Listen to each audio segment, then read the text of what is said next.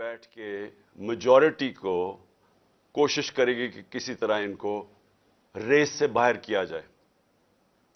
یعنی ان کی کوشش کیا ہوگی کہ کسی طرح تحریک انصاف کو الیکشن نہ لڑنے دیا جائے یا ان کو کسی طرح باہر کیا جائے الیکشن ریس سے. کیونکہ ان سب کو کہ الیکشن ہو گیا تو ان کی یہ جو ہمارے اوپر ان کو مسلط کیا ہوا ان سب کی سیاسی قبریں کھل جائیں گی. تو لہٰذا یہ آج کوشش ہوگی پوری. لیکن جس چیز کے پر میں بات کرنا چاہتا ہوں وہ اس سے بہت اہم ہے. آج ہمارے کارکنوں کو پکڑا جا رہا ہے. ایک ایسا کریک ڈاؤن ہوا ہے جو کہ میری زندگی میں کسی جمہوریت میں اس کی مثال نہیں ہے. شاید آمریت میں ہو کیونکہ میں تب کرکٹ کھیلتا تھا, مجھے اتنا یاد نہیں ہے جنرل ضیاء الحق کے زمانے میں, لیکن میں نے سنا ہے کہ پیپلز پارٹی کے لوگوں سے تھا اس طرح کا, ان کے حالات ایسے تھے. لیکن جنرل مشرف کا مارشل لا تو میں جانتا, میں نے کبھی اس طرح کا کریک ڈاؤن نہیں دیکھا.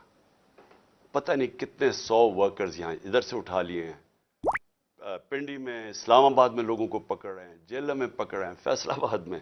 یعنی ایک ایسا ہے کہ جس طرح تحریک انصاف کوئی اتنی خوفناک جماعت ہے, کوئی مجرموں کی جماعت ہے کہ ان کو جدھر پکڑو ان کو جیلوں میں ڈالو.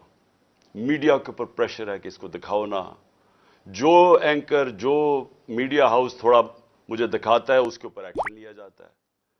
اور آج میں سمجھتا تھا کہ میں اپنی سینچری پوری نہیں کی, 97 میرے اوپر کیسز ہیں. آج جب عدالت سے پتہ چلوایا کہ جناب کتنے ٹوٹل کیسز تو بتائیں, کیونکہ چھپائے ہوئے کیسز تھے. جس طرح حسان نیازی کو وہ بیل لے کے نکلا ہے اور جیسی باہر نکلا اس کو پکڑ لیا اور کوئی اور کیس دے دیا اس کا. تو پتہ چلا کہ میرے اوپر اس وقت 143 کیسز ہو چکے ہیں. یعنی پاکستان کی تاریخ کے سارے ریکارڈ میں توڑ چکا ہوں. کرکٹ میں نے کئی ریکارڈ توڑے تھے, لیکن آج کیسز کے ریکارڈ توڑ چکا ہوں. دہشت گردی کے کیسز ہیں, زیادہ تر دہشت گردی کے کیسز ہیں, اور بھی جو غداری کے کیس ہیں, توہین مذہب کے کیس, وہ بھی ایک کیس کر دیا. مدینہ میں کسی نے کچھ کہا ان کو اور میرے اوپر کیس ہو گیا بیٹھے ہوئے. اور اس کے علاوہ ہر قسم کا کیس.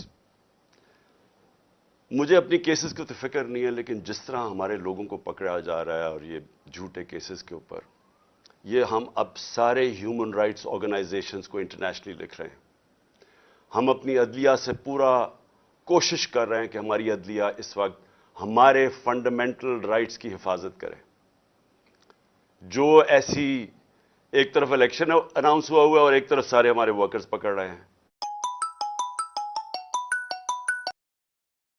کوشش کر